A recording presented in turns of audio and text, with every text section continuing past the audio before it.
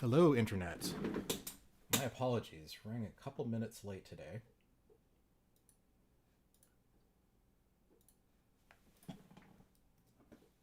But I think we're in business now. Hi, everyone. Good morning, good afternoon, good evening, wherever you are. My name is Jimmy, aka Perceptes. If you are new to the channel, welcome. I do videos and streams about electronic music and electronic music production. And in particular, I have kind of an emphasis on hardware instruments and hardware music production gear and modular synthesis, which is primarily what this stream is all about. So Patch and Play is a stream series that I do once a week and has been going since February, if I'm not mistaken. And the idea of this is to spend a couple of hours together doing sort of a patch from scratch, where I have my modular synth set up with usually not much of a pre-planned idea about what we're going to do. And I just start patching. We chat about modular and the gear, the technique, the music that we make with it. And we just try to have some fun. So there's a few motivations for the stream. One is because I will often get questions and comments saying that, it's confusing to see a finished modular patch, and just you're seeing a bunch of patch cables and you don't really understand how everything is set up and how you get from nothing to that endpoint. And so I think that a live stream is like a good way to sort of explore that and share that experience. Because if I were to do kind of a recording of one of my real songs from start to finish, it would be very, very long. And I think a live stream is a good venue for showing and talking through sort of the thought process behind deciding what to plug in where and sort of where I'm going and what the goals are. So my goals for these streams are for them to be fun, like interesting and enjoyable, and also to be educational, because I really enjoy teaching. And I don't claim to be the world's foremost expert on any subject that I'm interested in. But I do like doing it, and it seems to have been effective in helping some people. So I like to try to explain things, help people understand both fundamentals and some of the sort of nitty gritty of this stuff. And of course, I'm also learning as I go. So I learn things from you, and you can learn things from me, and it's just going to be a great time all around. So usually it takes a few minutes after I start one of the streams for people to start trickling in. So what I've been doing the last month or so is beginning each stream with sort of a very high level overview of like what all this is. Because oftentimes some of the sort of new viewers are people that are not already versed in modular synthesis and don't really even have a concept of what they're looking at. So I think before we get into the details, some of this basic sort of groundwork is useful. Although we do have a few people coming in as already. CMN, I'm not sure if I'm pronouncing your name right. CMNIT.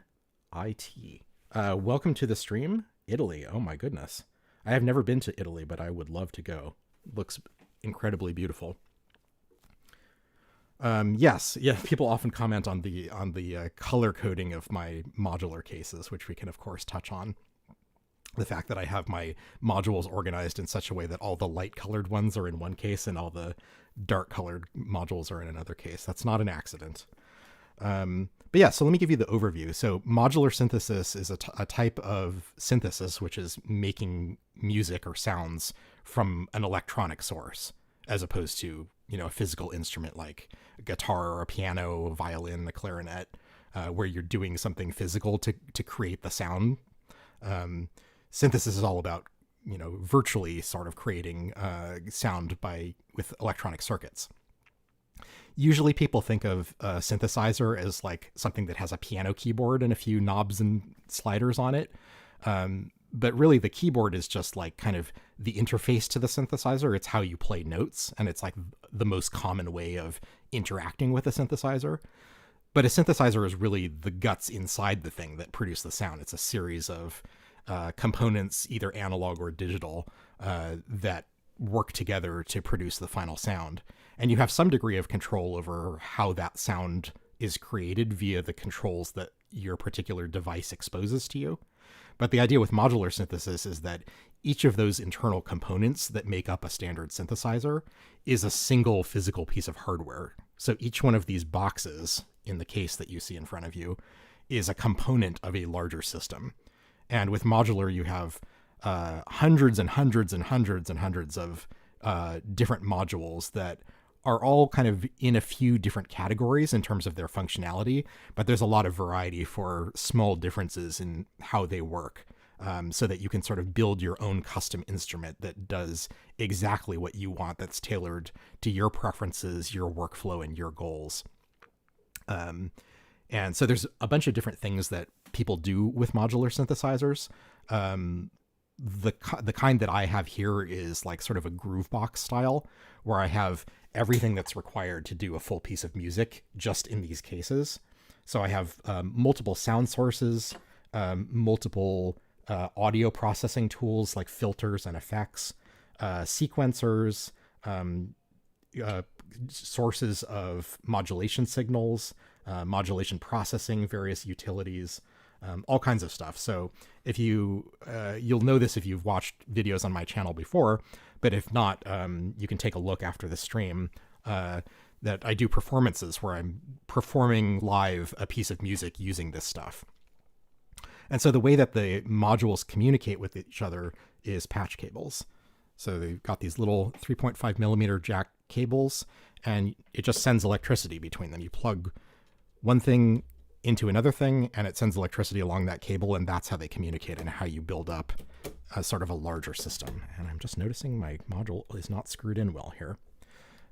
So that's the, the 10,000 foot view. If that was a little too breezy, don't worry, because I have a video coming up soon that's going to go in a little bit more depth to be kind of like a good sort of first introduction to what this all is, to kind of get your bearings. But I just wanted to give kind of the basics here before we get into the content of the day. So as I said before, part of the sort of style of this stream series is that I don't really plan particular topics in advance, because I want them to be kind of off the cuff. Like if I come in planned to a large degree, then I might as well make that a more traditional YouTube video. And I want this to be more like you're seeing me sort of think in real time to understand the workflow rather than just like, kind of giving a tutorial essentially. And I also want it to be interactive. So regardless of what I'm talking about, I would always prefer if anyone who's watching the stream live would ask me questions or sort of help me direct what you're interested in seeing, because that will ultimately be more valuable than just listening to me ramble passively. So if you have questions about anything about modular or the specific gear that I have here, or techniques, workflow, whatever you're interested in, please don't hesitate to ask in the chat. Don't hesitate to interrupt me. It's totally fine. Our friend from Italy, whose name I'm not sure how to pronounce, and my apologies, let me know how you want me to address you, is mentioning the Oxy 1, which, thank you. I usually explain this, but I didn't talk about it here. So the Oxy 1 is a sequencer, which is the thing that like determines your actual song. So it tells the rest of the modules like when to play a note and which note and for how long, and lets you build up your compositions. The Oxy 1 is not a module itself, but it's a hardware sequencer that is designed to work well with modular. On the back of the module are a bunch of cable jacks that interface with this standard. So the same cables that I use to patch between the modules, I can also patch out of the sequencer, and I can assign particular, values to those cables. So one can be the pitch of a sequence, one can be the duration of notes, that sort of thing. And Carlo, okay, gotcha. And this, I also have this one kind of utility feature where you can see there's this one cable coming out of the back of the Oxy 1, and I'm now realizing that I have failed to plug this in on the other side. But this is a module called the Oxy Pipe, and that's this little one right here. This is like a breakout box for the Oxy 1. So these jacks on the module here are mirror images of the ones that are on the back of the Oxy 1 hardware. And it's just a sort of like a convenient way to manage the mess of patch cables that can otherwise occur if you have a bunch of individual patch cables coming off the back of the device. All of the signals from those jacks are transmitted over this mini HDMI cable, and then I can get access to them here. So it's just a very nice way of keeping the sort of desk a little bit neater. I also forgot to mention another important part of what this stream is about, which is me trying to remember to finish drinking my tea before it gets cold. And that's something that I fail at every single week. But I'm going to make one more attempt today. Every week is a new chance to drink the tea correctly. It's a bit awkward because I always get carried away with what I'm talking about. I'm like, oh yeah, the tea is there. And then also I don't want to like leave you all sitting in silence while I'm sitting here drinking. So I've yet to find the correct balance for this. So like I said, I don't usually like plan in advance like a particular tutorial. I haven't like practiced anything. But I do think a little bit in the day or two before a stream about what I might focus on if no one has any particular questions, which is oftentimes how it starts out. One thing that's different this week since the last stream is that I have a couple of new modules, actually, which I'm not really getting new modules very often at this point. As you see, my two cases are pretty complete. But occasionally I'm finding some sort of gap in my workflow that kind of leans towards needing some particular utility to fill that space.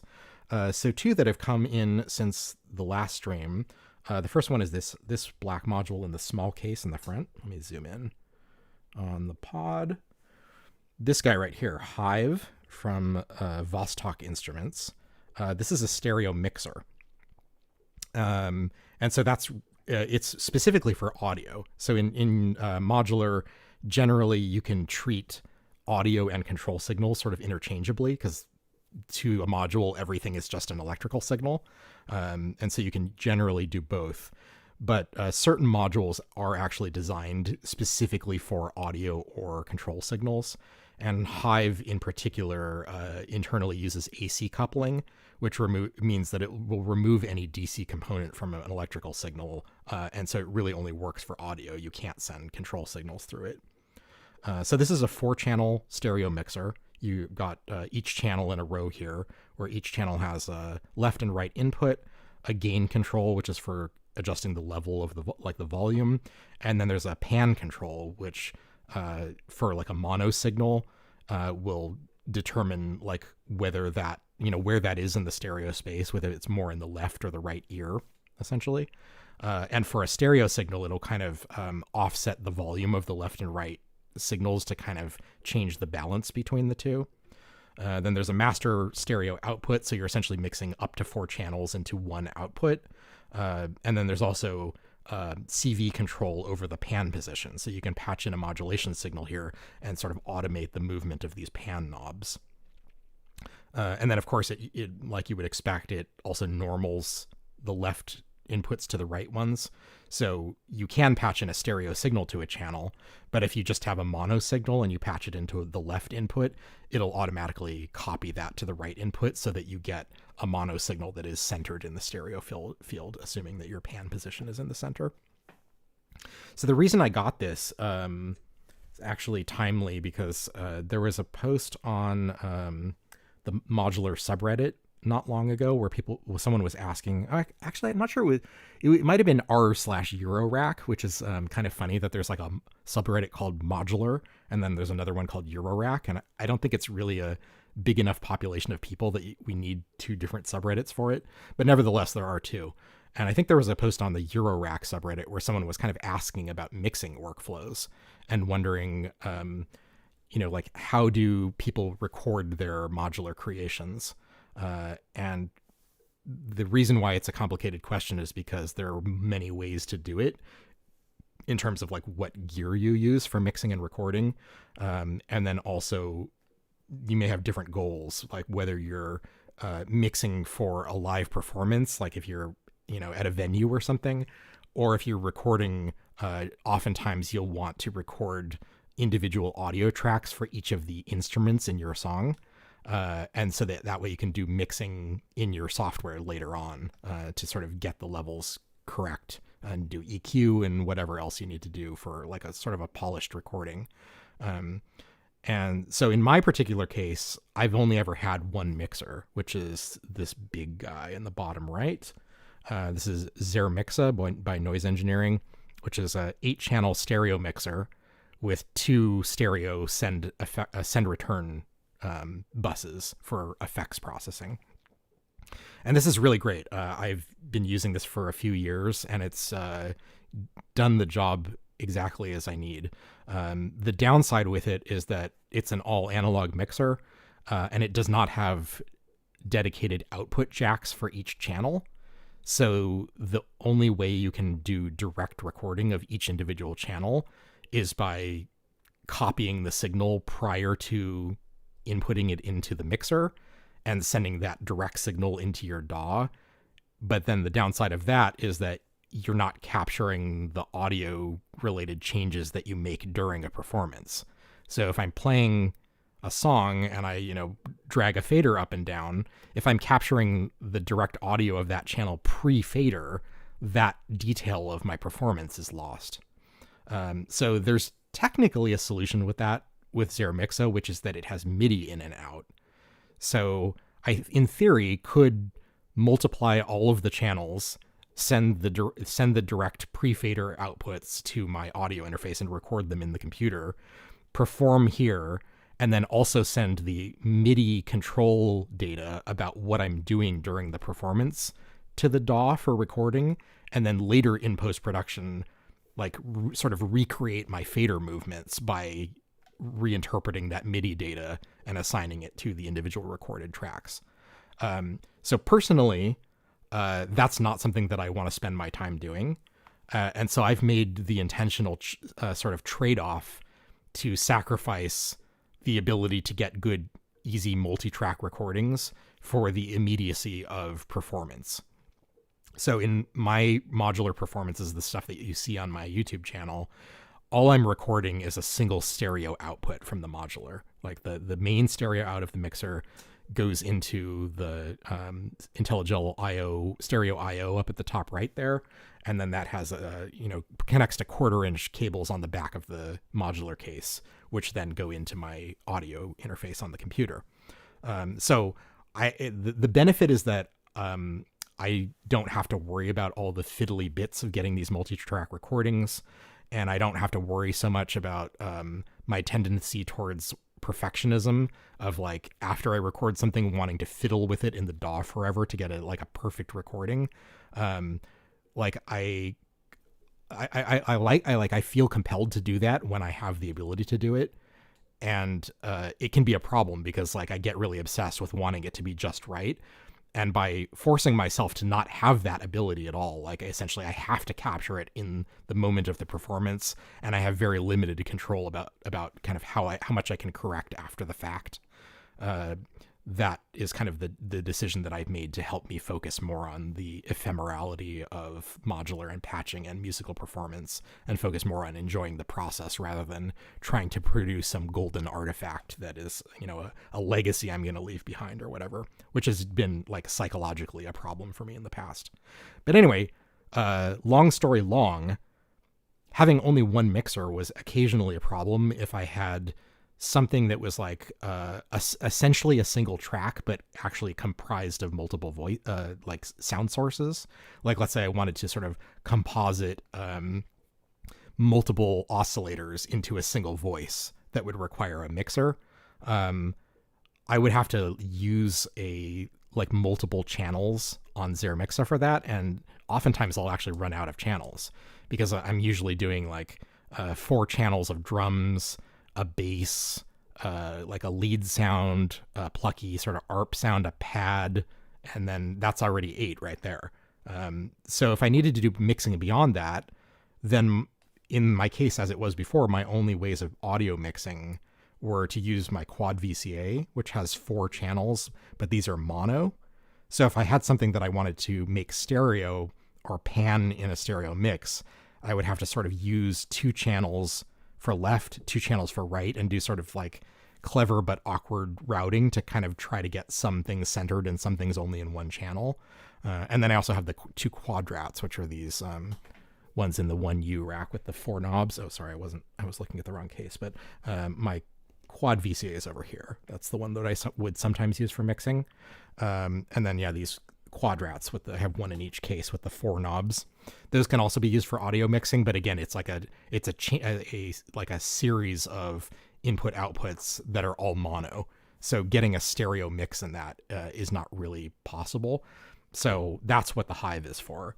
It's for 2 things. One is that big long-winded explanation that I just gave you about needing at least one module to be able to do some sort of stereo submixing that ultimately ends up in the Zermixa, but does not have to happen in Zermixa.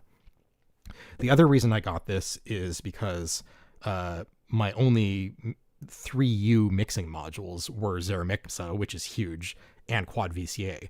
So when I'm using this small pod case that you're looking at right now for sort of my educational videos, I don't actually have a good option for mixing multiple stereo sources on camera without sending it off camera to be done in Zermixa.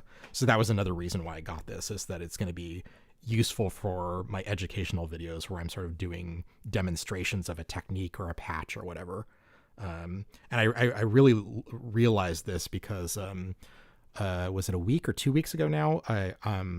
I attended an event with my local modular group where we all got together to do a big group drone. Everyone brought their little cases, and a few people brought big cases, and we all just created some crazy electronic noises for a couple of hours, which was a great time. But I actually found it very difficult to sort of construct a case that, again, had like more than one voice, because I didn't really have an easy way to mix multiple stereo sounds together. So that's the second reason for this. And you will definitely be seeing it in future videos for that purpose. Okay, before I ramble on, I'm going to drink some tea, and I will pause to ask if there are any questions about anything I just said. And if none of that was interesting, I apologize for the rambling.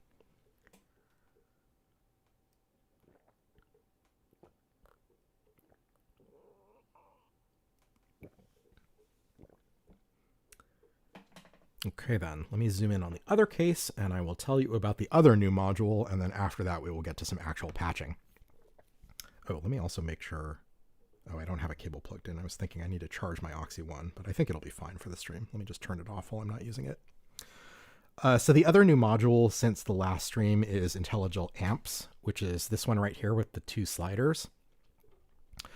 This one I actually ordered a while ago, but it's been on back order for a long time. It seems like Intellijel is having some issues with their stock, just like a lot of things have been out of stock for quite a while. Joel, welcome to the stream. Sweden is one of the 3 European countries that I have actually been to.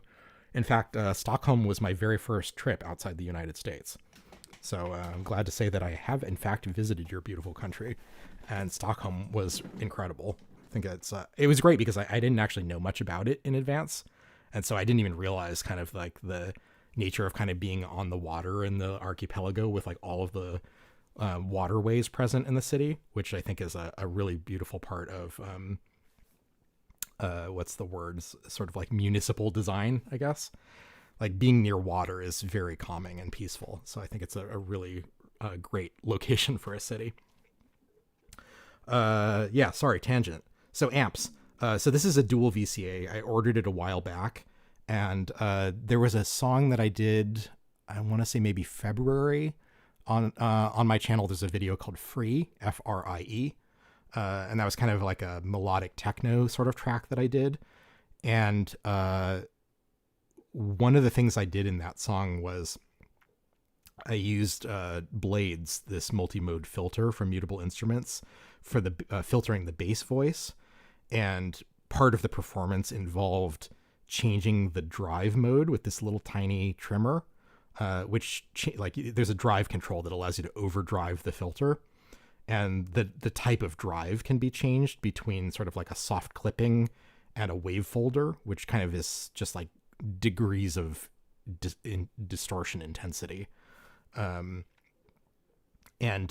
the one downside of Blades, I think, is that there's no CV control over that. So you can't automate this with an LFO or something. You have to turn it with your hand. And so I had the idea that, oh, I wonder if I could just, because it has two identical channels, like a left and right side that have the same controls. And I had the thought of like, I wonder if I could sort of automate it by copying the input signal into both channels, setting the left channel to like soft clipping mode, the right channel to full wavefolding mode, and then crossfading between the two outputs. So I have essentially identical filter settings except for that drive control, and that would sort of serve as like a smooth transition between the two. It's not exactly the same because like all of the intermediate positions of the trimmer give different timbral qualities, so it would be crossfading between two fixed points rather than hearing the quality of the distortion change smoothly. But anyway, I ended up not being able to do that because that patch was so complicated that I actually ran out of VCAs. So my ability to crossfade that was not possible because I had nothing that I could crossfade with. And I think there's a caption in that video that talks about that. And so I realized that, there's this kind of, I'm not sure if it's a joke or a meme or just kind of like a witticism, or I don't know what you'd call it, specifically in modular, but I guess in electronic music in general, the line, you can never have enough VCAs. And I'm not actually sure what the origin of that is. I think it's maybe most, at least in the YouTube sphere, it's probably most associated with the video of that, with that name by Mylar Melodies, which makes a very good case for like why you need a lot of them. But I'm not sure what the origin of that phrase actually is. So the idea is just like VCAs are such a core utility that is kind of the building block of a lot of modular and automation in modular, that you'll need a lot of them to do the type of patching that you'll ultimately want to do. And so what I have for VCAs, like I have several oscillators and filters that have built-in VCAs, but in terms of like just a straight up utility VCA, all I actually have is the quad VCA. So that's 4 channels. And then in my right case, I have the 1U like dual linear VCA, also from Intellijel. So that's 6 VCA channels across 2 big ass cases. And most of the time that actually hasn't been a problem because, I have the mixer and I also have 2 quadrats, which I can use for attenuation. And a lot of the time, like all I need is attenuation and not actually a VCA, which is basically an attenuator with voltage control over the attenuation level. But in that patch, I really did run out of VCAs. And so I was like, you know what? I do actually need one more VCA. And so I looked around for a while to figure out which one I wanted.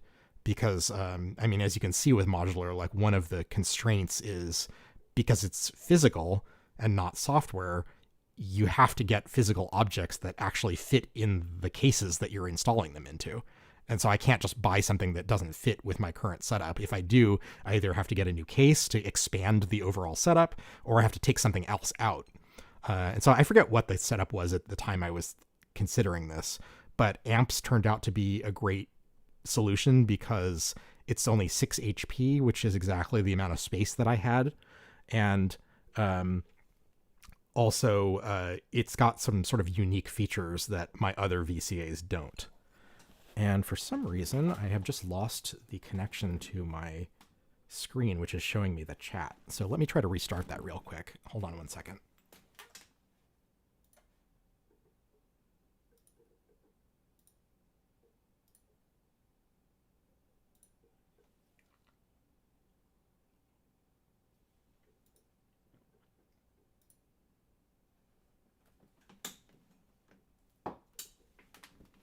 Okay, we're back. Wow, that's never happened before. It looked like my computer actually lost its Wi-Fi connection. I'm using my iPad as a second screen off camera so that I can see the chat because my computer is kind of behind me. So it's hard to keep up with the chat while I'm facing away from it. So I have my iPad set up as a second screen with the chat kind of to my side. Before I continue babbling, let me catch up on the chat to see. I think we have a few people have joined. Hey, Ted Rosner, good to see you. Welcome back. Icaria modulation. Yeah. Icaria is the filter that is in my right case. That's this one. I think this may have been my first filter actually, and it is by far my favorite filter. I have done a video deep dive dedicated to an Icaria. So if that is your cup of tea or what you're interested in, we will certainly use it today. But I also highly recommend checking out the Icaria deep dive video from maybe about 2 months ago on my channel, because I go through the entire feature set of the module and the use cases and explain in excruciating detail why it is my favorite filter. Trubus, welcome to the stream. Use your mixer as a VCA. Yeah, I mean, that's kind of what this is, again, why you can never have enough VCAs is absolutely accurate, because it's a fundamental building block of a lot of different sort of use cases. So like a mixer is essentially a VCA, modulation and automatable modulation requires a VCA. A lot of other sort of larger building blocks are just built up of combinations of VCAs and signals. So yeah, mixer is truly just multiple VCAs that sort of chain into each other. Joel, you have the poor man's version of quad VCA, Behringer 4-play. Yeah, so it's the same circuit, but just looks different because they have clones of basically all of the big popular modules. That makes sense. No shade. I don't personally care about where people get stuff. I know like buying stuff from Behringer is like controversial. I don't have any of their stuff, I don't think, but I don't care one way or another. But yeah, it's great because modular is definitely like expensive as a hobby. So making that accessible to people with who can't spend $1 zillion on this stuff, I think is a great thing, because it's a lot of fun, and anything that encourages creative expression, I think, is something that we need more of in the world. Emmanuel, welcome to the stream. Switzerland. I have not been to Switzerland, but I would love to. It looks incredibly beautiful from all of the photography that I've seen. And please correct my American ignorance, but if I'm mistaken, but is Switzerland is where the Matterhorn is, right? The famous mountain. Which embarrassingly, again, as a stupid American, I know primarily from the bobsleds ride at Disneyland, where I learned it as a kid. But that is like, I love that thing growing up. So it's always been kind of on my bucket list to see the real Matterhorn someday, and not the small scale replica in Southern California. Yep. Have you been there? I would love to hear your experience, because man, it looks so awesome. I know there's also like different sort of like you can see it from different sort of directions, like the north or the south or whatever, and kind of like a different experience. Oh, hey, Mike. Welcome to the stream. San Diego, huh? I'm not sure if I've ever been to San Diego. No, that's a joke. I used to live there. In-laws just got back from Switzerland. Oh, man. Yeah. Half Swiss, half Italian. Oh, cool. Oh, I see. So you're actually in a different country based on which side of it you're approaching it from? That's very cool. Yeah, I've got to see that someday. It's like definitely like a top bucket list thing. Maybe another, this would actually be a good time for it, for like a side story, but I'm not sure I want to bore people with personal stories about the Matterhorn. Maybe I should stay on topic. Hard not to just chat sometimes. Well, I'll give you the 60-second version. So the bobsleds ride at Disneyland, where they have a replica of the Matterhorn, and the roller coaster is inside the replica Matterhorn. There's an animatronic abominable snow monster who's like a fuzzy kind of snowman that roars at your it moves its arms, and they play a sound effect where it roars at you as your coaster car goes by it. And when I was really, really young, my parents took me there for the first time, and we went on the Skyway, which is like this kind of like aerial, not a roller coaster, but just like an aerial ride that takes you on a little bucket car in the air, but it goes through the replica Matterhorn. And my parents had forgot that thing was in there, and your car on the Sky Ride goes right next to it, and it roars at you. And little baby Jimmy was absolutely terrified of this snow monster. And so for years, I was like scared and fascinated by the Matterhorn at Disneyland. And when I eventually got old enough to not be afraid of it anymore and went on the ride, it became like this kind of like fear that I had conquered, in addition to actually liking the ride as a like a young adult. And so I have very good memories of that overall, despite it initially being traumatic. So that's my side story about the Matterhorn. Okay, let's get back to the music. What was I talking about? Oh yeah, Intellijel amps. So long story short is just this was a very good additional expansion of sort of generic VCA utility in my case to just increase the number of VCAs I have. And also amps has some really cool features that quad VCA does not. So it's only 2 channels instead of 4, although you can actually chain multiple copies of amps via a cable on the back of the module. So if you had 2 amps modules next to each other, it's actually the same HP as quad VCA, I think, and would have the same number of channels. So it's kind of like a more full-featured VCA in some sense, because it's got manual level controls. So the sliders are like how open the VCA is. And then it's got level controls with these top switches. So by default, it's not boosting the signal at all, but you can toggle the switches to the left to give you 60 dB boost, which is like a doubling of perceived volume. And then you can also give it a 20 dB boost, which means you can actually plug in line level audio signals into its input and bring it up to Eurorack levels, which are much hotter in terms of the strength of the electrical signal. So that's a handy utility. Other cool thing it does is that it can invert signals. So this, invert CV, that is. So the basic I/O of a VCA is it has an input, an output, and then the CV is the externally controllable control of the amount of signal that it lets from the input into the output. So the CV itself has an attenuator, like the quad VCA does, but it also has a polarity toggle. So in addition to attenuating the CV input, you can also switch the polarity. So positive becomes negative and negative becomes positive. And this is useful just as a utility if for whatever reason you have an incoming signal and you want the way that it affects the VCA to be the opposite of what it is. And the other reason it's cool is because of the chaining nature of this. So you can see there's little arrows on between the 2 channels. Each of the channels on the left, or each of the jacks on the left side normals into the equivalent jack on the right side. So if you don't plug in an audio input into the second channel, it will copy that from the first channel. And same thing for the output and for the CV input. So you can do things like sending a single input to 2 different destinations, or taking 2 different input signals and mixing them into one mono output, or using a single modulation source to modulate 2 different signals to 2 different destinations, or any combination thereof. And then finally, it's got a toggle switch in the middle here that will invert the phase of the right channel.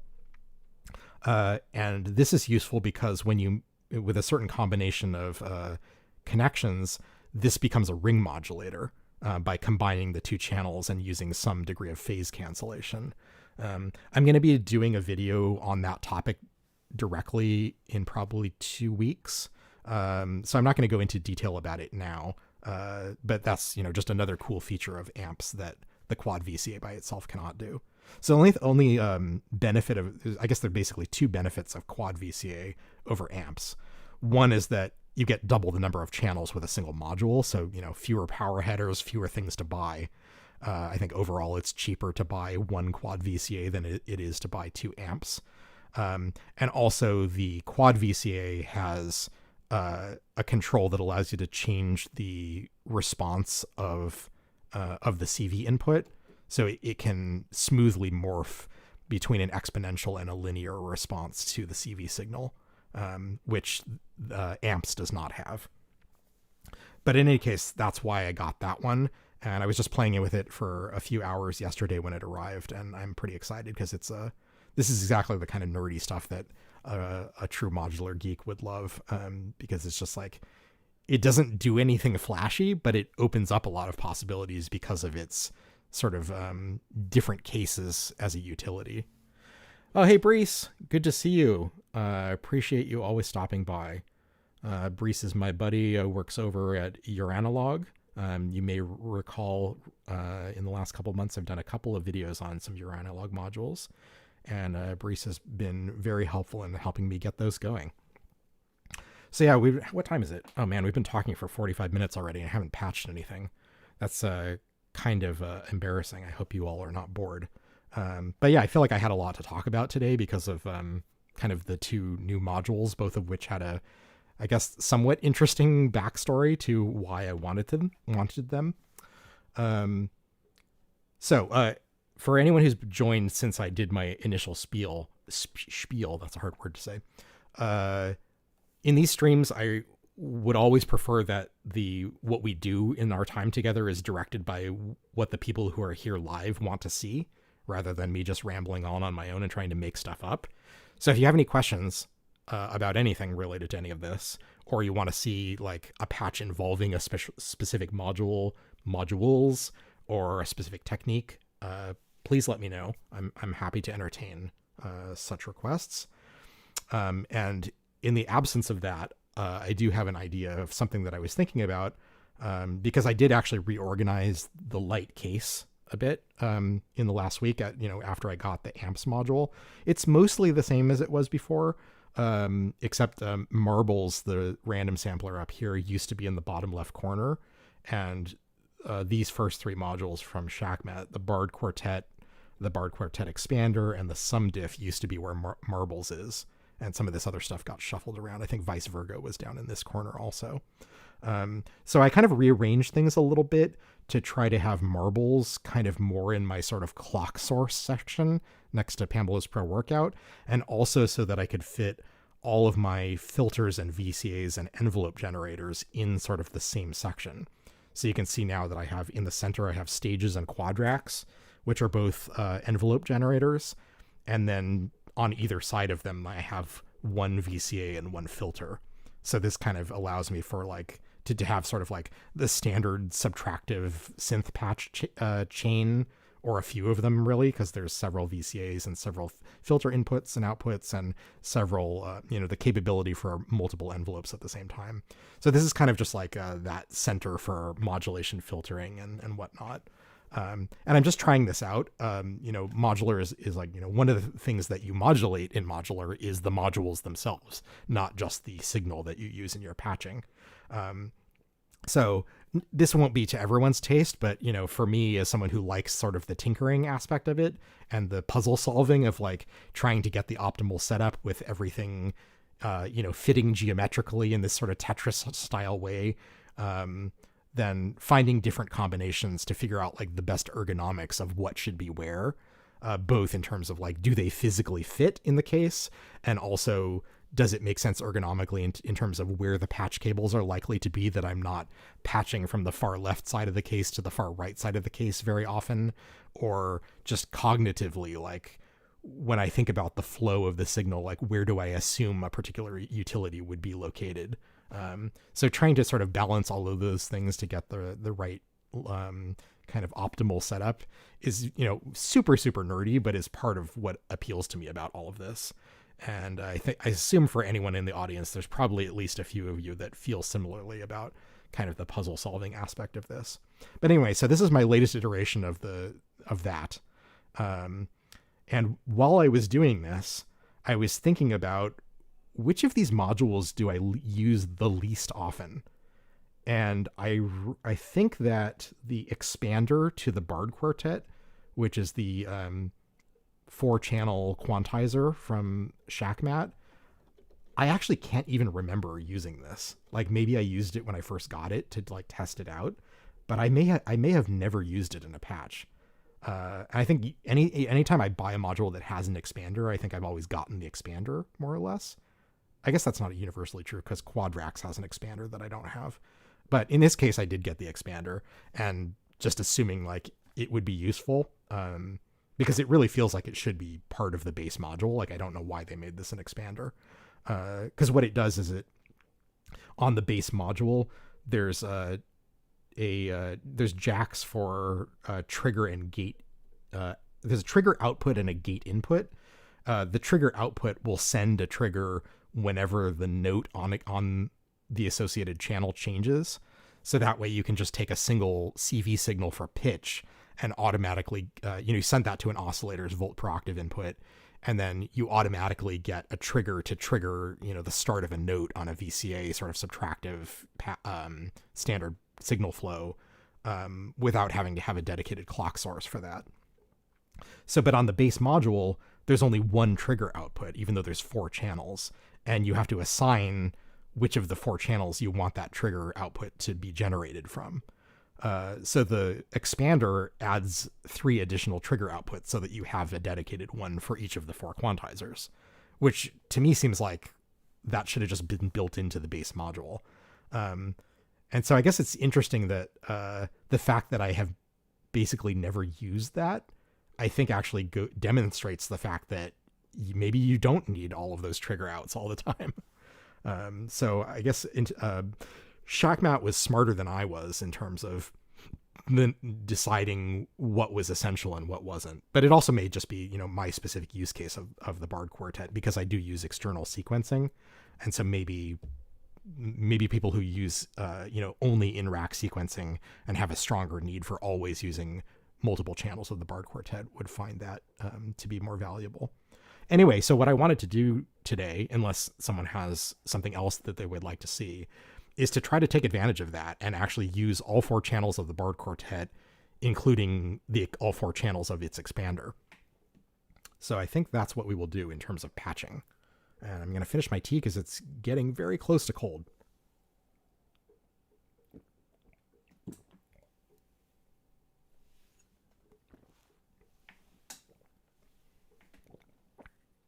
Okay, that was just on the borderline of cold.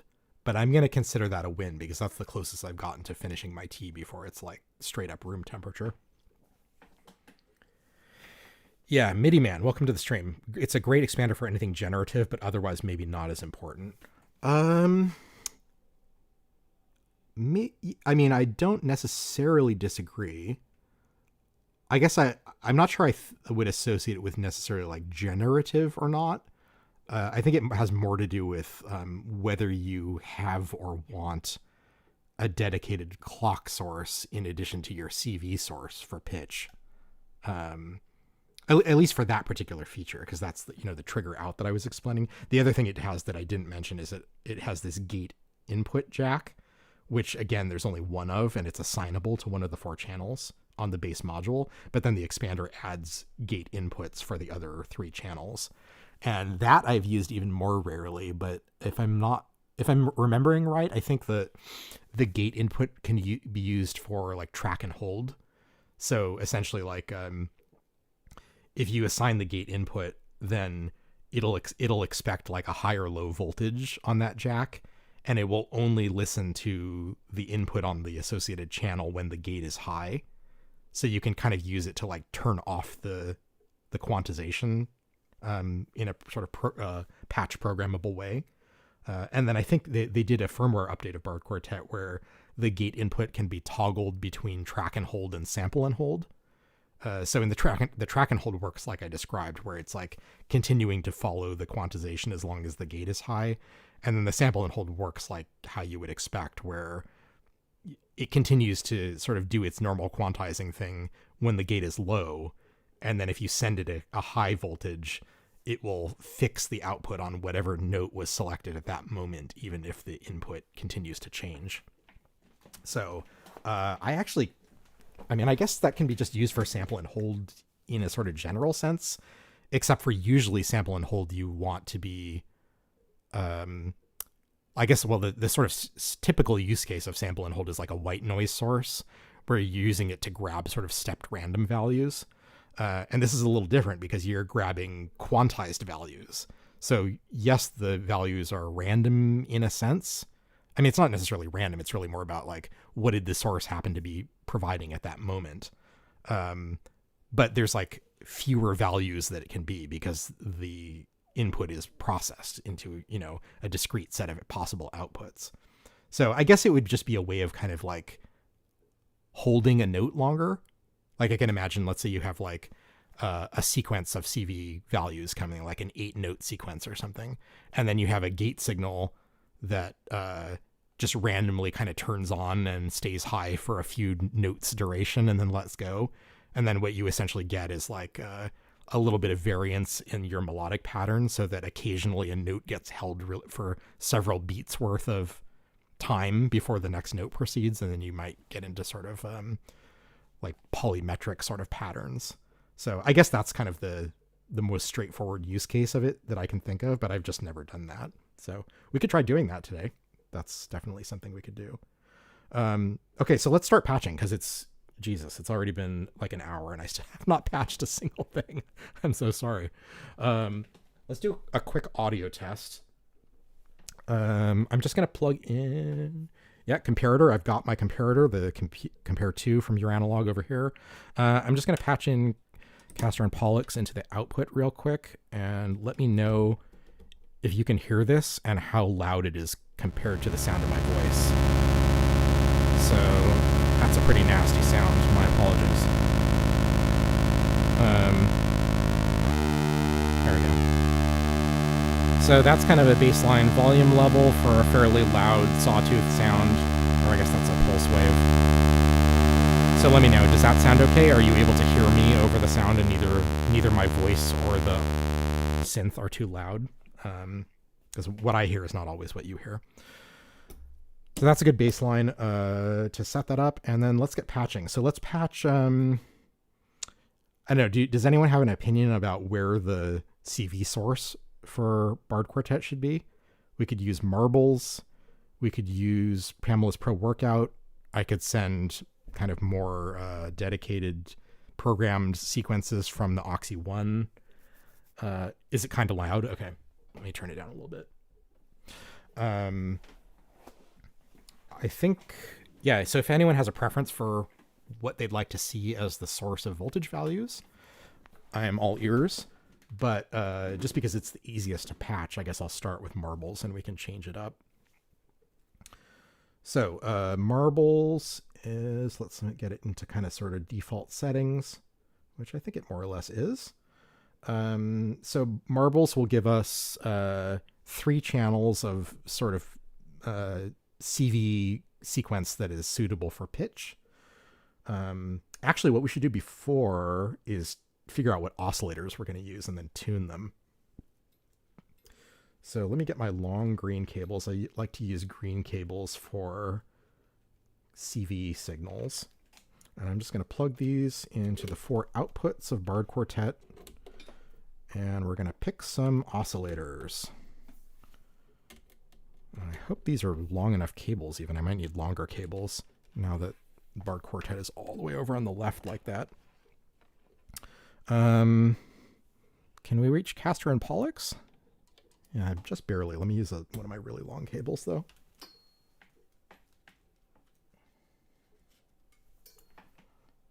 Okay. I like using Castor and Pollux as a bass voice. I think that sounds good for that. So I'm going to plug this guy into its pitch. And maybe if anyone has a preference for which oscillators you'd like to hear, I'm all ears. I'm kind of interested to try Tauros as like a more sort of plucky voice, because Tauros Ateratosilea, I should go to my overhead cam. Tauros is a oscillator that's like ostensibly designed for drones, like, you know, long, endless sounds of just playing the same pitch. But I think it might be interesting because it has a lot of, you know, sort of self-modulation for changing its timbre. Could be interesting for kind of like short sounds. And how about a couple in the light case? So maybe plates and rings. I can probably use shorter cables here. Let's see if this will reach.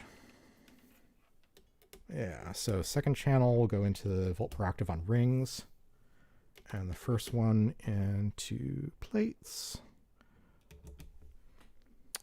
And so what we want to do first before anything else is tune these oscillators to make sure that the base pitch at 0 volts is the same across all of them. So let's go into our tuner on Mordax data down here in the pod. And I'm hoping I remember the key control correctly. Yeah, this is another great thing about Bard Quartet. If you hold the edit button down, this button below the 4 channels, it will start sending out exactly 0 volts on all 4 outputs, which you can use to tune, which is awesome. This is very helpful. So let's, I don't have a strong feeling for what voice to, or what, macro mode to use on plates. So I'll just leave it in the first one. The tuning should be the same no matter what. And I'll plug this into the first channel. And I don't know, I can see it. Can you all read the text on the display of data when the camera is zoomed out all the way? I'm curious how legible that is. Because if I zoom in on the pod, then you can definitely read it, although it's probably a little bit blurry. Like, it probably doesn't look super sharp. But I'm just curious because, like, a situation like this where I'm actually turning the knob on something that's far away from data and looking at it, whether it's more useful for you to see the zoomed out view or whether it's more useful to okay, so you can really see pretty accurately even zoomed out. So I've got that right on C3. That's pretty much what we want. Okay, and then let's move this over to rings. And for this, I will need a trigger because rings does not have a constant output if it hasn't been triggered.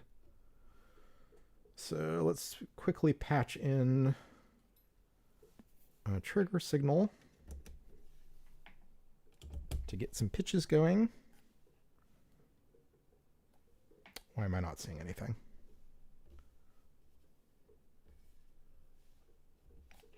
Are we seeing anything? I don't see anything coming in on data. What's going on? Oh, there we go. Maybe just the note wasn't long enough. Okay. So that's set to like a C3-ish also. Seems a little sharp. Oh, I see what it is. This frequency trimmer is like a fine-tune control.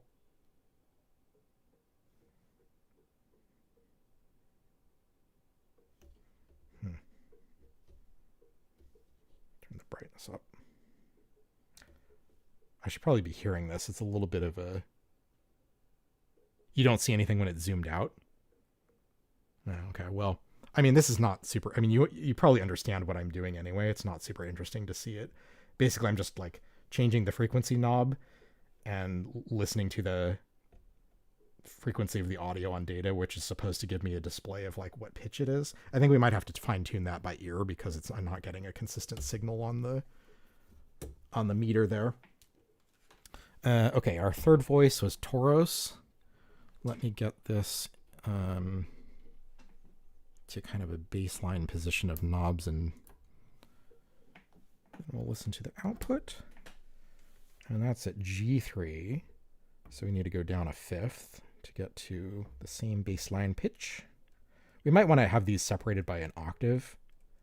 Yeah, maybe I'll put this down at C2 instead of C3, so we're not starting at the exact same octave on all 4 of these oscillators. Okay. Yes, the inimitable breeze. Okay, C2, and then the last one, oh yeah, I'm going to do, so Castor and Pollux has 2 oscillators in one module. I'm not getting a signal at all on that one. What's going on? Hello? Oh, I have it plugged into the input, that's why. And I also have I plugged the pitch into the pulse width control, so that was wrong. There we go. Okay, so let's get a C1 on this. This will be our bass voice.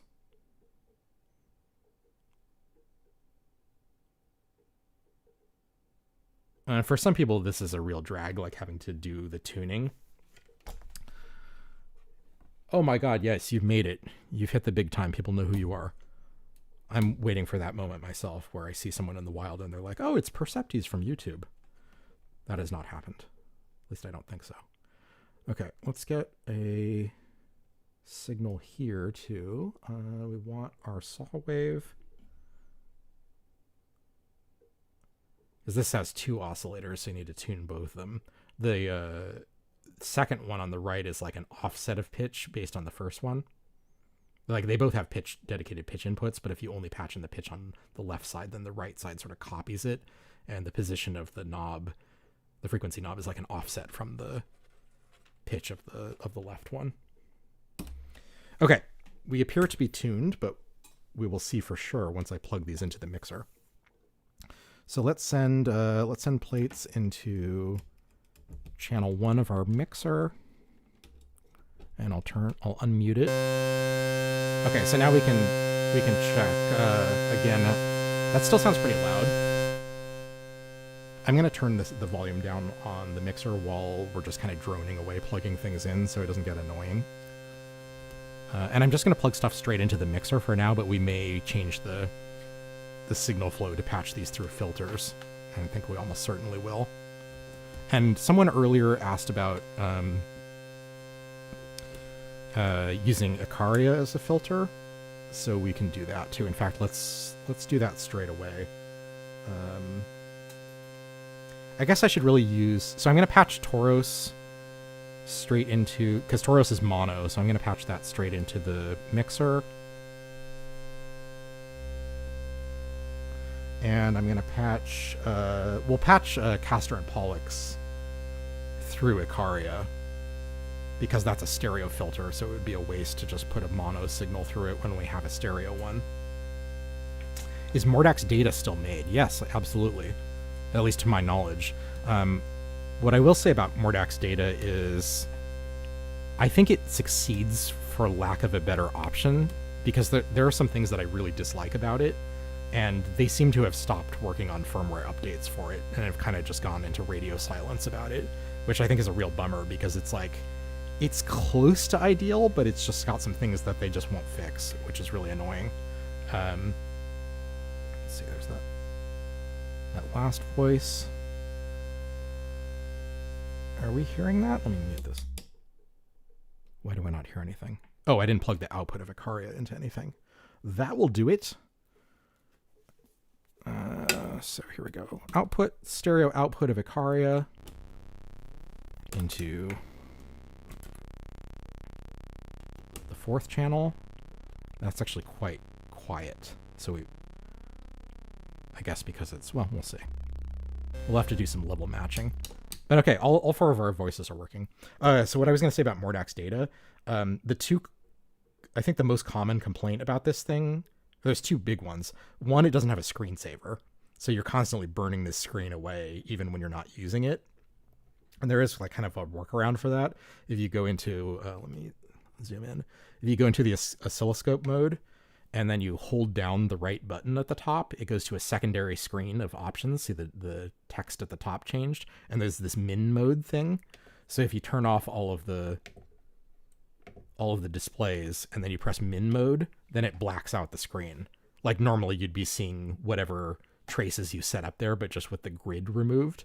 But if you turn off all of the traces, then you get a completely blank screen. So you're not just, I'm actually not sure if the screen would ever burn in or whatever, but it does feel kind of wasteful to kind of like always have the same image on screen. So it would be great if it had a screensaver. I know that's a commonly requested thing. The other thing that's really annoying about Mordak's is that if you press this bottom right button, then you get a series of 8 different presets, which I use for different configurations of oscillators.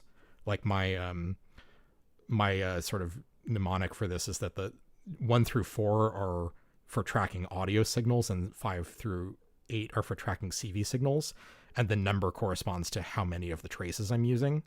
So like if I recall the first one, and then I go to the oscilloscope, we'll see that there's 1 green trace. And then if I recall the second one, that sets me up for a green and a blue trace. And similarly, 4 does 4 audio signals. So there you go. So it's really annoying that you can't default one of these. So every time you power off the module, it forgets which preset you are in, and you have to go to the settings, select it, and then go into the mode you are in to get back to that. So I guess it's kind of a minor thing in the long run. Those are the two software things that I think are commonly requested, and I feel like Mordax could just fix that and have something that's just beloved by all. But for some reason, they just like went radio silent on it. So if anyone from Mordax is watching this, which I am sure they aren't, but just saying it, like, please fix those two things, and we will all be so happy. There's one other thing that bothers me about Mordax data, which is maybe it's just the particular unit that I got, but the buttons are actually not very consistent. So sometimes it's like it's very dependent on the physical angle that you press the button from. Like you kind of have to come straight from the top and push straight in. So sometimes if I press it from the side, it won't register. Like I'll hear a click like the button went down, but the software doesn't actually detect that a button press happened. So very often I have to press the button like 3 times before it actually does anything. And that is a real bummer that, like, obviously I don't think could be fixed with software, because it's just like the physical mechanisms that they, used for it is a shame. But sorry to hate on Mordax data. Everything other than those 3 things I just mentioned, this thing is absolutely invaluable. So especially for someone like me who does videos on like modular education, I think it's really important to have a visual reference for what you're hearing, because as humans our sense of sight is like much stronger in terms of our perception of the world than our sense of hearing.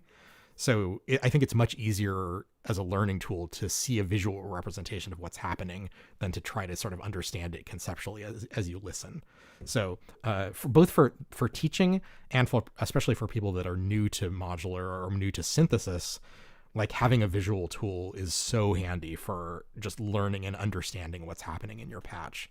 So it's expensive, it's not perfect, but I think it's, even given those caveats, it's worth every dollar. I've, gotten a lot of use out of this, and I would consider it essential to my setup.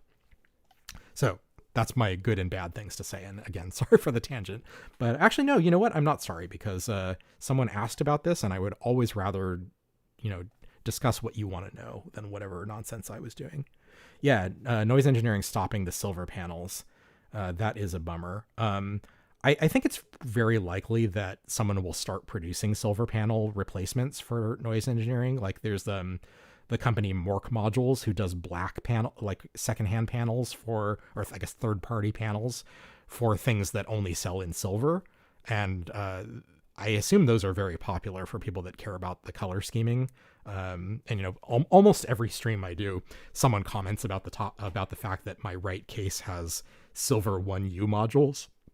And they're like, that's so frustrating. Just get the Mork Modules, black panels for those and replace that top row so the case really is all black. For me, it actually doesn't bother me because it's kind of uniform in the fact that it's the whole row. And then also, did I just lose my camera?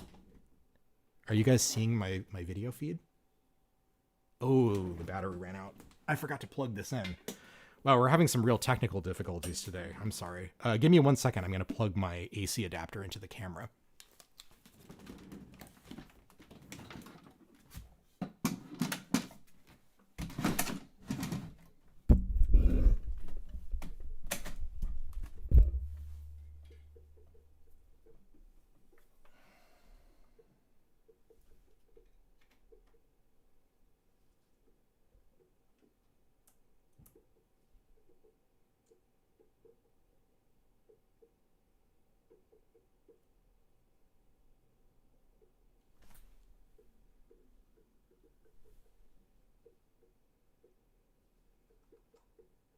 Oh no.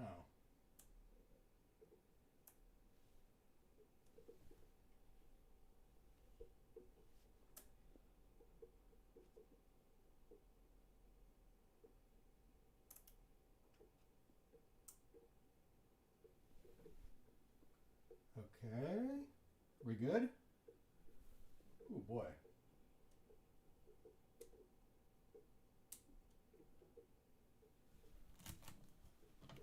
Jesus. Okay, this is going to be a real test for whether my camera can operate purely on AC power when the battery is dead. I've never tried this situation. Ugh, I'm kind of a mess today. Sorry, everyone. I should actually consider myself lucky that I've been doing these streams every week for months, and there's really been very little in the way of like technical problems, except famously, the very first time I tried to do this, it was a disaster. And I know Mike was here. I forget if anyone else was here that first stream where I was using my iPhone instead of the camera that I'm using now, and it had like the auto zooming feature on that I couldn't figure out how to turn off. So every time I it would like constantly zoom in super far, like center stage or whatever it's called, to try to like put a person in frame, but it would constantly be zooming in so that you couldn't see what I was trying to point out. And I was like, okay, I need a real camera for this. But then of course there are problems that can happen even then. Yes, indeed. Okay, so we appear to be back. It seems like it's working. I just had to power the camera off and back on. I forget what I was talking about. We were talking about Mordak's data, and then maybe we're just going back to the patch, I guess. So we were tuning. I think we're done tuning, so I'm going to press edit on Bard Quartet to turn that off. The tuning mode where it's just sending out exactly 0 volts on every output. And so now we should have our 4 voices in tune. Let's listen again. That's plates, rings, which is not being triggered yet. That is Tauros and Castor and Pollux. I mean, that already sounds pretty great. It's very loud though. Let me turn down the master output here and try to get a good balance so that it's, I feel like you're mostly hearing what I'm hearing at this point. So if I can hear myself clearly over the music, then hopefully it won't be too loud for you. And let's get a trigger going into, just for a second, I'm going to patch a trigger into rings so we can at least hear it.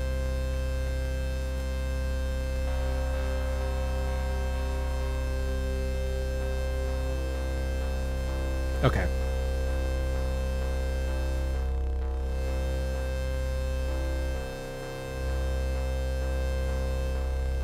Yeah, I'm going to maybe bring down the volume of plates a little bit just because it's an octave kind of higher than everything else.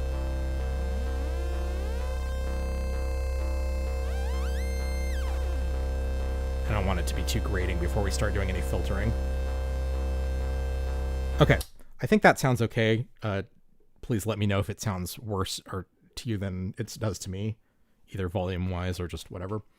And so now let's figure out let's get some CV signals going into Bard Quartet.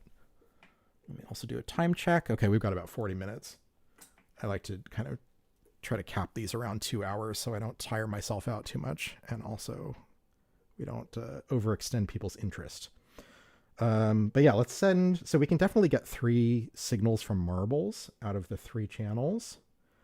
So I'm going to patch marbles X1 into the first channel input. And we're going to do X2 into the second input. And X3 into the third input. And then for the fourth input, we need some other CV source. I guess I can just use Pamela's Pro Workout. What everyone's, oh yeah, Oct. You want to use Oct as a voltage source? Yeah, sure, we can do that. So let's get a long cable. And I think the bottom section is probably the right, and this will be also interesting because it will not be synced to the marbles clock. So this might actually be a better choice for the first part, like the plates voice, because I feel like having the fourth channel is going to be the bass voice. I'm not sure if we want that necessarily to be desynced from the other 3. So let me move that. Actually, we're going to plug the CV from the sort of slow noise circuit on Oct into channel 1 of Bard Quartet. Yeah, that's actually not a terrible idea. Let's listen to what we get, and then we'll change it up. Try some different sources. Okay, so we should have these, and let's, I'm going to go into, if I hold down the first button and then press 3, 4, did I just lose my camera again? Oh no. Why is that? Because I hope we don't have to end early today. That would be a real bummer.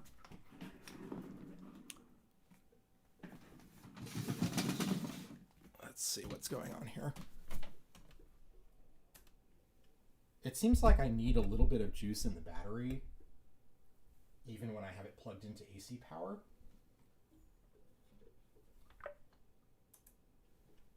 But at the same time, turning the camera off and back on did seem to correct it for a time. So let's just get through as much of this as we can, and I'll probably have to end early because this thing keeps going off. I'm so sorry about this. I was like rushing to set up at the last minute and forgot that one apparently critical detail. Yeah, let's not bother clocking this for now. So what I did over here on the left case is if you hold down one of these buttons, which correspond to the 4 channels, like basically it's which one you're editing on the little quantizer keyboard. If you hold one down and then press additional buttons, it'll link the channels into the same group so that when I add or remove notes from the scale, it will affect all 4 channels. So, yeah. Oh, so Brees, you were there on that first one? It was so disappointing, man. That's the only one that I didn't like leave public. So I have a private memory of that 12-minute stream that completely failed. And this is actually the only time there's been like a kind of like a show-stopping problem since then. So I have to keep glancing up behind me to make sure that the image is still going. Okay, let's try to get through this. So I just set it so that we're just using C minor as the scale for all 4 of the channels, so that we'll be in tune with each other. And I think that should be enough to like get the pitches going. Let's unmute.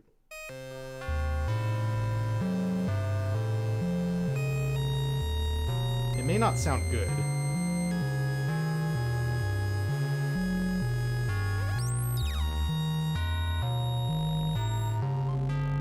What rate? Oh yeah, so we're on.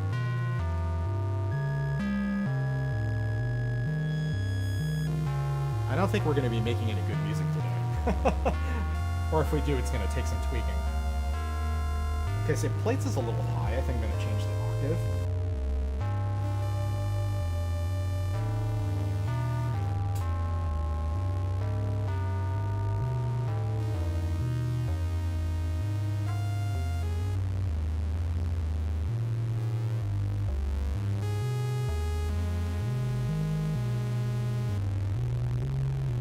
Yeah, this is modular for you.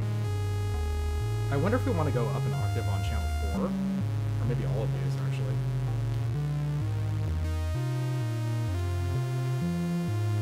Alright, yeah, that sounds better, going up an octave. Jesus, I knocked my mic away, too. It's a real disaster today, huh, folks? Okay, I mean, this is, I guess, a decent starting place. So, but what I wanted to do is use the expander, right?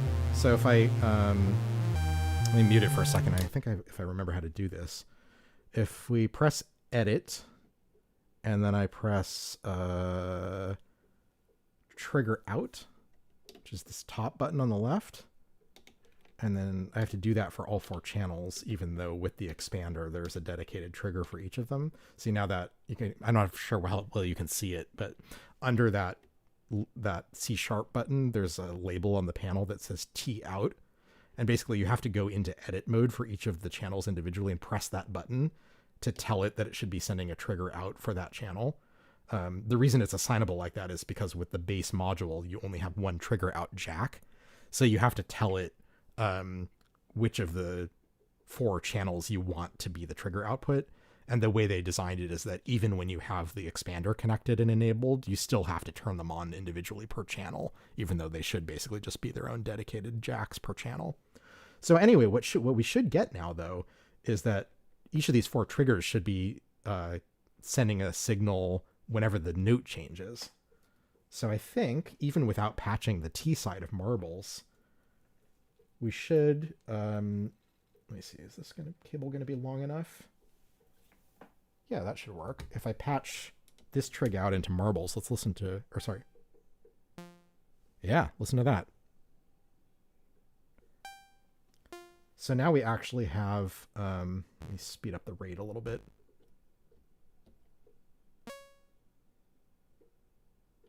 Maybe want a longer decay on plates.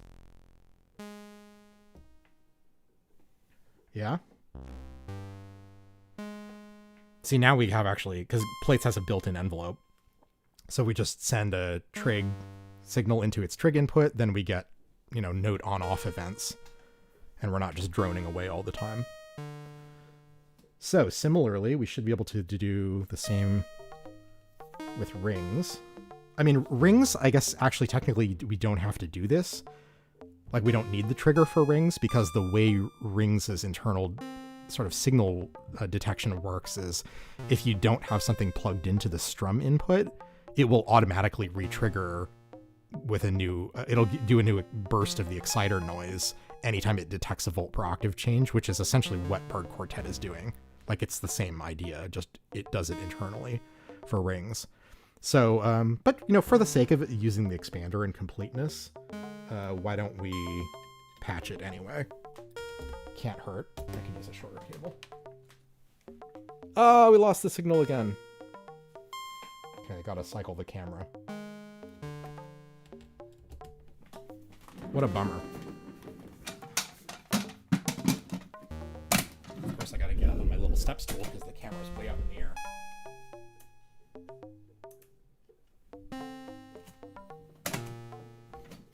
Oh man, what a drag. All right, we're temporarily back. So I plugged in trig 1 output into the Plates trig in, the trig 2 output into the strum in on rings, and then we'll do the same idea.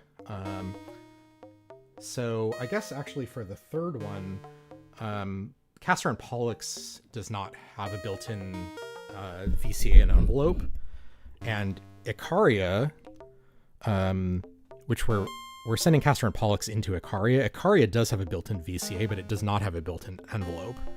And Tauros, also we need to send through a VCA. So I'm going to actually unplug Tauros for a second. And let's send Tauros. Actually, let's use the new amps module. So I'm going to get a long cable, and I'm going to send Tauros's output into the first channel of amps input. And then we're going to send the output of the amps VCA into the mixer. And let's see, then we need to trigger that with we'll use quadracs for the third and fourth channels. So I'm going to patch the trigger out of 3 into the trig input 1 of quadracs, and the fourth trig output of Bird Quartet will go into trig 2 of quadracs. So now our first two rise and fall channels will be our third and fourth voice, Tauros and Castor and Pollux, respectively. And then we're going to patch those CV signals. I guess I've lost track now. So the first quadracs envelope will go into the VCA that we're using for Tauros. And let's unmute it. And then if I turn up the CV attenuator and turn up the decay time, then we get a plucky Tauros. That sounds kind of like it's in a different pitch, doesn't it? Like a different key. I mean, I tuned all this stuff, but it doesn't sound right. So we may be going really modular with the pitches today. We're just gonna call it experimental. I could spend time fine-tuning this to get it sounding nicer, but I'm not sure we will want to deal with the camera issue for that long. So then the last one is we're gonna send, let's see if this is a long enough cable. We're gonna send this second envelope from quadracs into the built-in VCA on Icaria. And unmute our bass. Bring up the decay. Are we hearing anything? Let me unmute the other channels. I don't hear anything. Oh, I'm in the wrong mode.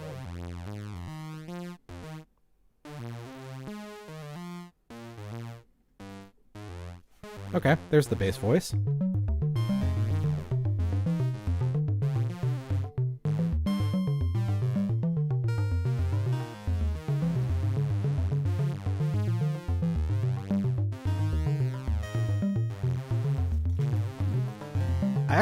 I really like the Toro sound, actually. I'll just mute the other...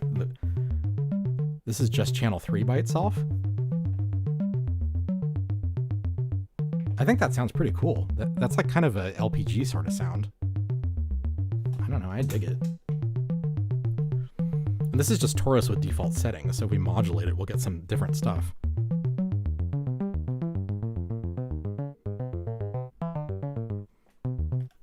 I'm just turning the knobs on the Blendex controls. Taurus is such a great oscillator. I think it's one of my favorites. But it's like it's 3 or 4 oscillators internally, depending on which algorithm you're using. And there's 3 that are like controllable. Each one has a frequency offset, and then each one has this control called Blendex. And the idea is that it crossfades between that internal oscillator's wave being sent to the audio output versus being used to modulate another internal oscillator. So essentially you get, you're hearing all 3 versus you're hearing less of the first one, but that internal oscillator is used as audio rate modulation for the second one. And then each of those in turn can do the same thing. So the second one modulates the third one, and the third one modulates the fourth one, which you don't have a direct frequency control for. And then there's 3 algorithms that change the routing in terms of what modulates what. And then you can detune the first or really all 3 oscillators. So I can do this. We turn to the first oscillator an octave lower, and the third oscillator an octave higher. And you get these great sounds. And then if you modulate Blendex with like a slow LFO, which is kind of my default use cases. Oh no! I'm so sorry. Maybe we'll wrap it up after this.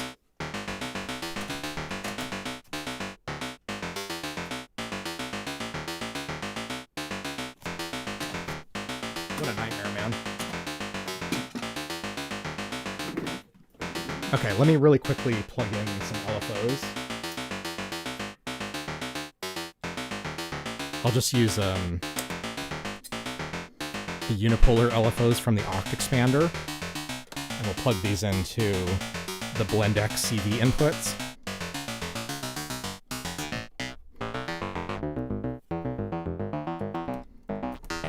Turn up the rate of modulation from Oct.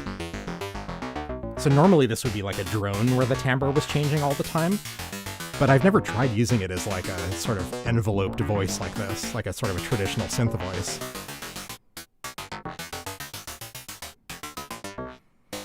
Sounds actually awesome, I think. What a great oscillator. Alright, so let's bring in those other voices.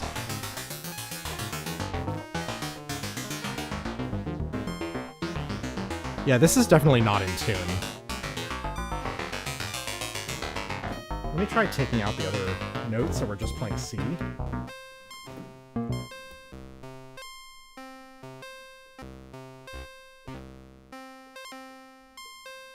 I mean, that's definitely a C.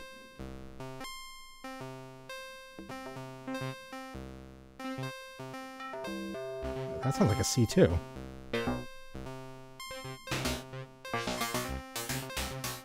Maybe it is in tune. Maybe just the nature of picking completely random notes makes it sound bad. Let me try this. Let me try, let's use like a pentatonic scale instead of a full, like, 8-tone scale. That's pretty bonkers.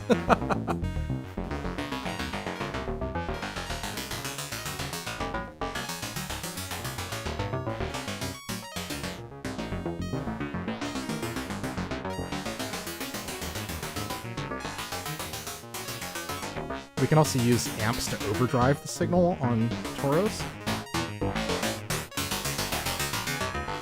I'm turning up the gain, toggling the gain switch for adds 6 dB of gain, which will cause it to clip within the amp circuit. And I'm just bringing the volume down on the mixer to compensate.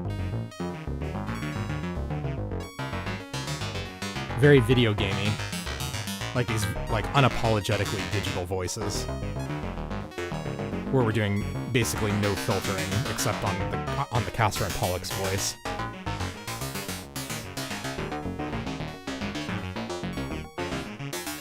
Well, if I had another half hour to spend on this without having to deal with the camera, then I feel like this could actually really get somewhere. But unfortunately, the nature of doing it live means that occasionally there are technical difficulties and we must live with the reality of the situation. So I think rather than constantly reactivate the camera in short bursts, I think I'm not going to torture you all through all of that. And hopefully this on its own has been enough food for thought about some interesting ideas, and we had a lot of good discussion in the first hour before we even got to the patching. But any questions or comments? Or last minute things you would like to see before we wrap this up? Again, apologies for the camera issue. You know, just live and learn. Yeah, for real. Let's get a couple more patches going to weird other stuff. So, on the amps module, the output normals from A to B. So let's take the output of A and send that into FM, the FM input on Plats. Plats? However you like to pronounce it.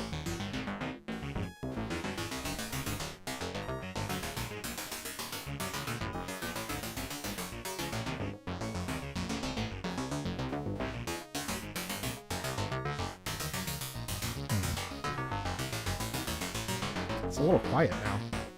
Let's see. That's actually quite quiet. Let me try to bring the levels more even.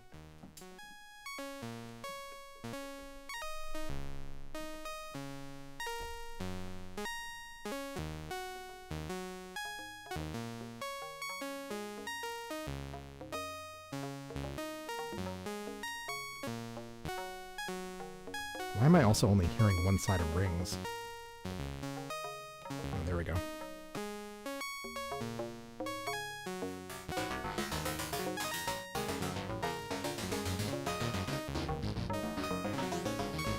Well, it's a little hard to get... Oh, God. There's the camera again. Okay, last time resetting it, then we're going to wrap up.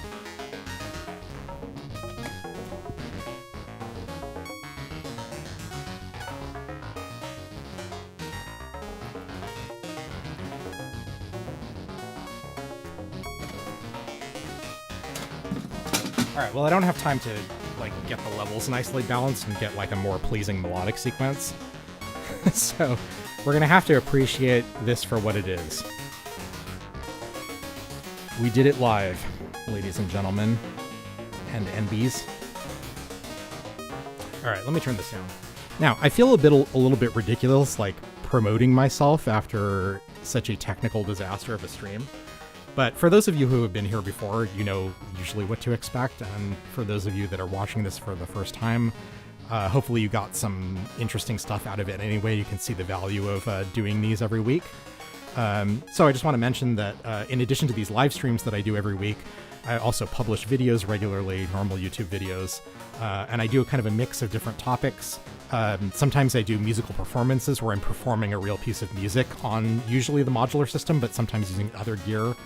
And I'll be publishing those to the channel where you can see the performance, and I include notes in the form of captions on the video that explain a bit about how the patch was made, so you can kind of get some sense of what you're looking at. In addition to that, I do educational videos, so I'll do videos mostly about modular that are like tips and tricks style stuff for ideas for how to use certain techniques. And then I also do deep dives on specific pieces of gear. So I'll do like a 30-45 minute video about a single module that is kind of like a video manual of explaining its full feature set, as well as like example patches for like ways that you can use it. And those are kind of like the main things that I do. In the last couple months, I have started a Patreon account. And if you would like to sign up for Patreon, I would very much appreciate it. It really helps me in keeping this stuff going.